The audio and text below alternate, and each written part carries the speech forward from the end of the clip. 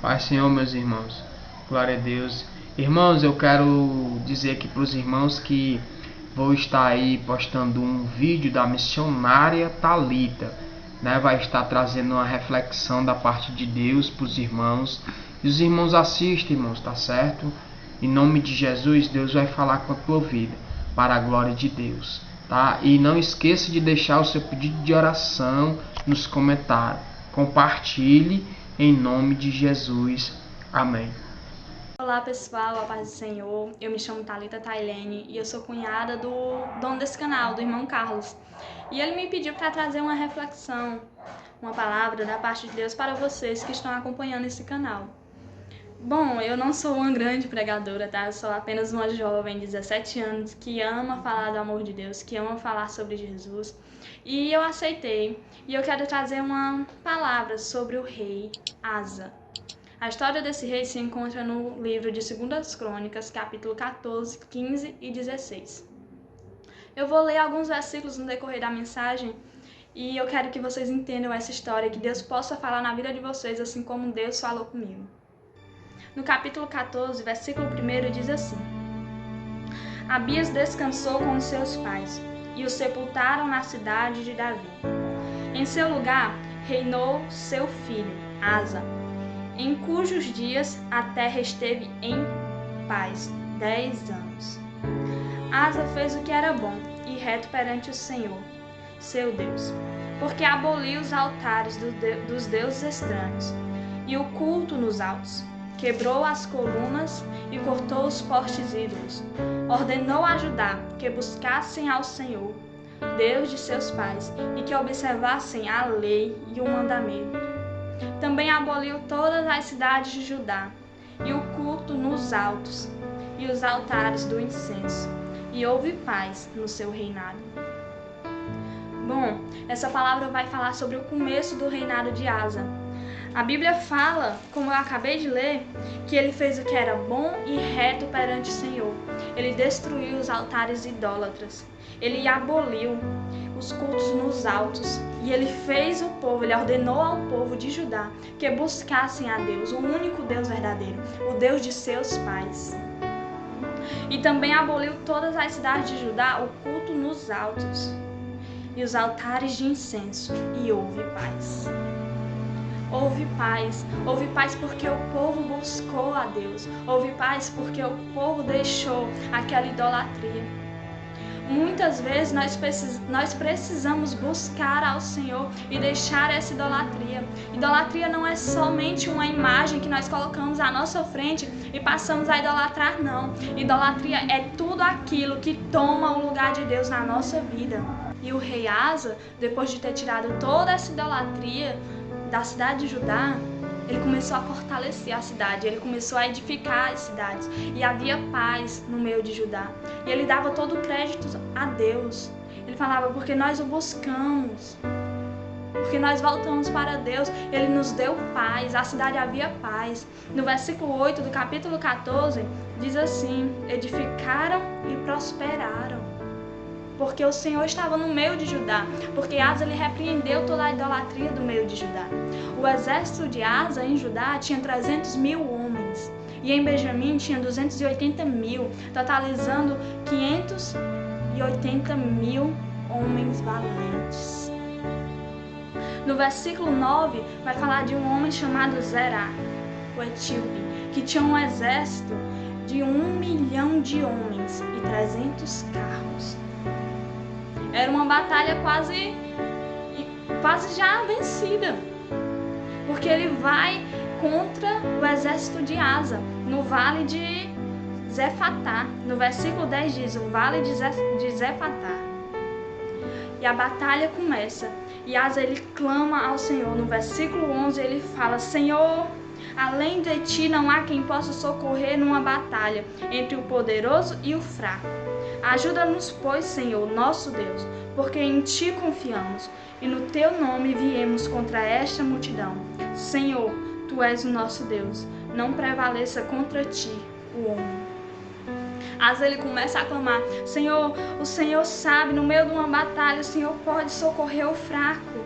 O Senhor pode, Senhor, dar a vitória ao fraco. Ajuda-nos, Senhor, porque em Ti confiamos. Para Asa, o exército poderoso era de 1 milhão de homens, mas mais poderoso do que aquele exército era o poderoso Deus. E quando ele clamou ao Senhor, o Senhor lhe respondeu, o Senhor lhe deu a vitória. E o resto do exército dos etíopes, eles fugiram.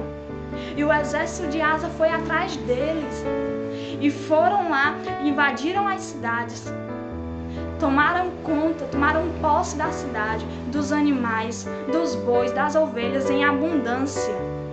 No final do capítulo 14 diz: e voltaram para Jerusalém, depois que eles venceram a batalha. A batalha parecia já vencida, e Asa ele clamou ao Senhor. Sabe o que falta muito nos nossos dias? São as pessoas clamarem de verdade, são as pessoas buscarem de verdade a Deus. Ei, eu não sei qual é o tamanho da tua batalha, eu sei que Deus ele é poderoso. Ele é poderoso para fazer infinitamente mais e para te dar a vitória, assim como ele deu a Asa.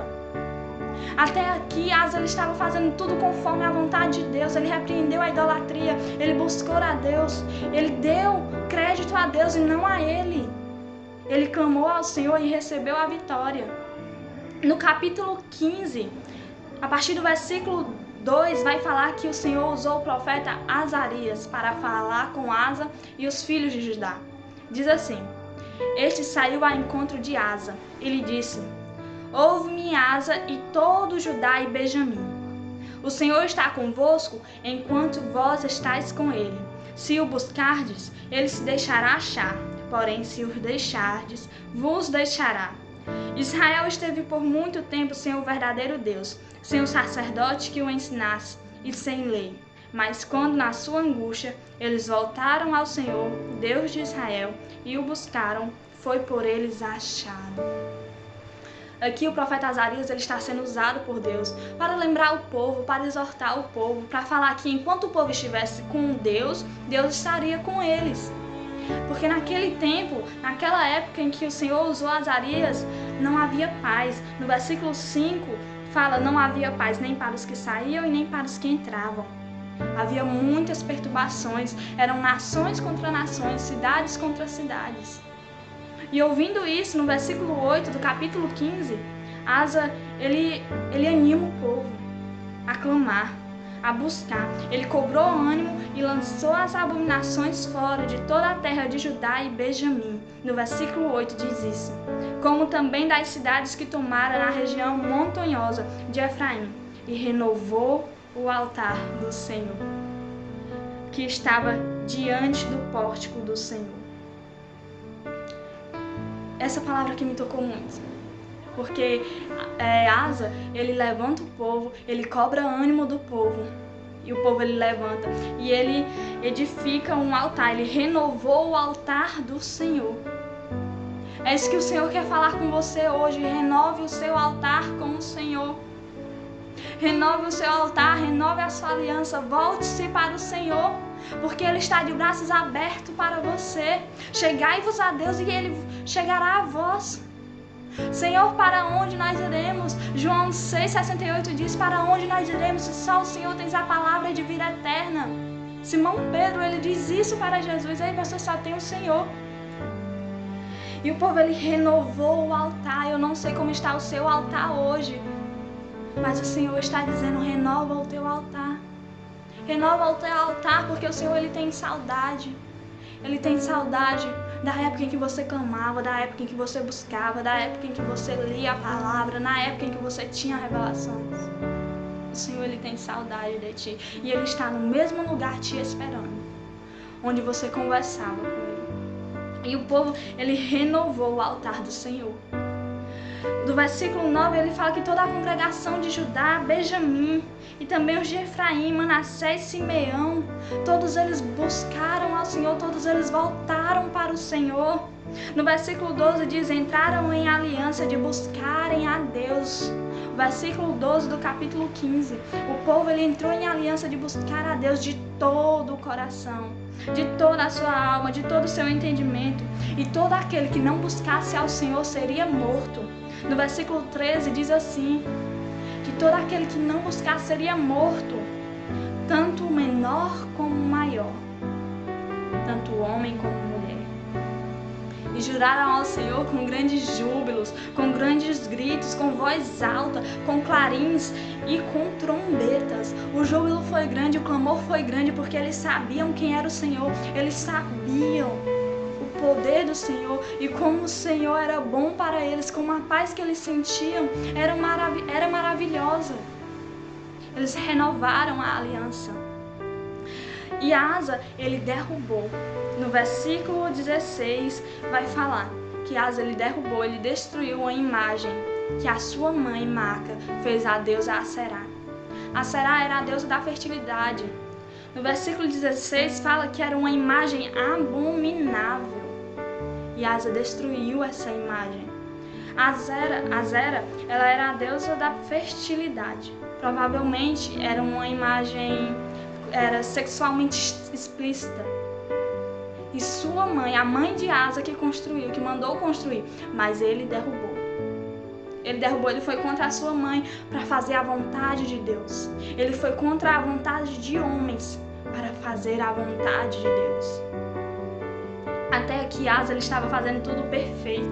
O reinado dele estava sendo aplausível. O reinado de Asa estava sendo maravilhoso, porque ele estava fazendo a vontade de Deus em todo o tempo, buscando e exortando o povo a buscar a Deus também. No versículo 18 do capítulo 15, o capítulo encerra dizendo que Asa levou para a casa do Senhor todas as coisas consagradas que o seu pai consagrou e que ele também consagrou. Ele levou a prata, ele levou o ouro e os objetos de utilidade. Ele devolveu, ele levou para a casa de Deus.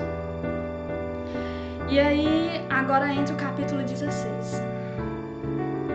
Até o 35º ano do reinado de Asa, havia paz. Mas no 36º ano do reinado de Asa, Baasa subiu contra Judá. Baasa era o rei de Israel. E ele edificou em Ramá. Ele fortalece Ramá para prejudicar Asa, para que ninguém entre e ninguém saia do território de Asa. Ele edifica Ramá como se fosse uma barreira contra Judá, contra Asa. E Asa, sabendo disso, em vez de buscar a Deus, em vez de buscar o Senhor, não. Asa, ele pega os utensílios da casa do Senhor e faz uma aliança com o rei da Síria. No versículo 3, ele diz: haja aliança entre mim e ti, como houve entre meu pai e o teu pai.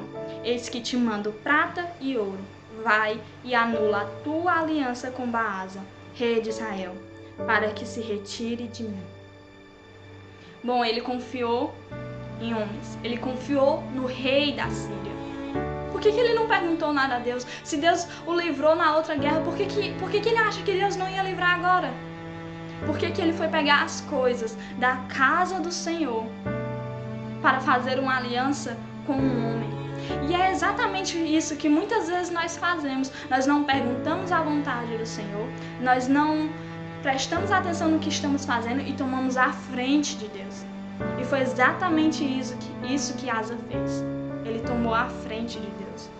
E o rei da Síria, ele aceita essa aliança com Asa. E ele vai contra o rei de Israel, ele invade umas cidades, ele fica a favor de Asa. E no versículo 5 do capítulo 16, o Baasa, o rei de Israel, ele vendo tudo isso, ouvindo tudo isso, que o rei da Síria agora está com Asa, rei de Judá, ele deixou de edificar em Ramá, ele deixou de fazer essa barreira. Ele não continuou a obra. Até aqui a vontade de Asa estava sendo feita. Asa, ele tinha tudo sob controle. Até que Hanani, no versículo 7 do capítulo 16, chega até ele e exorta ele. No versículo 7 diz assim: porquanto confiaste no rei da Síria e não confiaste no Senhor, teu Deus, o exército do rei da Síria escapou das tuas mãos. Ele fez uma aliança com o rei da Síria, mas não era isso que o Senhor queria. O exército, Hanani, ele disse para Asa: o exército do rei da Síria escapou das tuas mãos. Ele falou: se você não tivesse feito a tua vontade, Deus teria feito algo grandioso. Você não precisava fazer aliança com ninguém. A sua aliança é comigo. E eu quero te dizer que a tua aliança tem que ser com o Senhor. A tua confiança tem que ser no Senhor. No versículo 8, Hanani, ele continua: acaso não foram os etíopes e os líbios, grande exército, com muitíssimos carros e cavaleiros?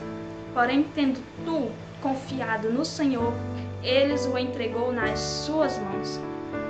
Porque, quanto ao Senhor, seus olhos passam por toda a terra, para mostrar-se forte para com aqueles cujo coração é totalmente dele. Nisto procedeste loucamente, por isso desde agora haverá guerras contra ti. Hanani, ele fala, acaso ele lembra da guerra que houve dos etíopes contra o rei Asa? Ele fala: não foi o Senhor? Por que você não confiou no Senhor dessa vez? O Senhor está com aquele que tem um coração totalmente voltado para Ele. Agora, por causa dessa tua loucura, que Asa ele pegou os utensílios da casa do Senhor, os consagrados da casa do Senhor, a prata e o ouro, para dar para outro rei, para fazer aliança com outro rei. Nós só temos que fazer a aliança com o Senhor. A nossa vontade, a vontade do Senhor tem que ser a nossa. E ele fala: agora haverá guerra contra ti. E no versículo 10 fala que Asa ele se indignou contra o vidente e lançou no cárcere, no tronco, porque se enfurecera contra ele. E ele ainda oprimiu, Asa ainda oprimiu alguns dos pobres, dos povos.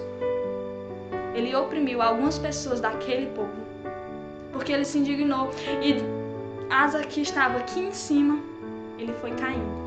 Ele foi caindo, até que chegou nos fins da sua vida, nos últimos dias da sua vida. No versículo 12 do capítulo 16, vai falar sobre a morte, sobre a doença de Asa.